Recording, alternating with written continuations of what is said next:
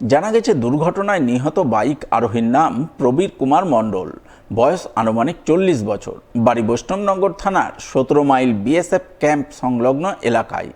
বাড়িতে রয়েছে স্ত্রীসহ 2 মেয়ে এবং এক প্রতিবন্ধী ছেলে। তিনি ছিলেন পরিবারের একমাত্র উপার্জনশীল সদস্য। স্থানীয় সূত্রে খবর, শনিবার বিকাল 4:30 নাগাদ প্রবীর টাউনশিপ থেকে বাইক চালিয়ে 17 মাইলে বাড়ি ফিরছিলেন, কিন্তু বাড়ি ফেরা হয়নি।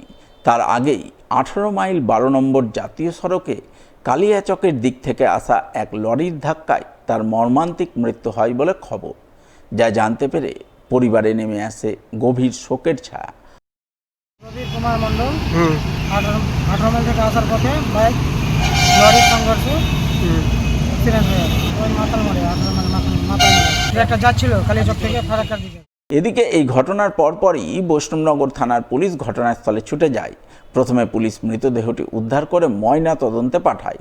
পরে ঘাতক লরি সহ চালককে আটক করে দুর্ঘটনার কারণ খতিয়ে দেখতে তদন্ত শুরু করে বলে জানা গেছে।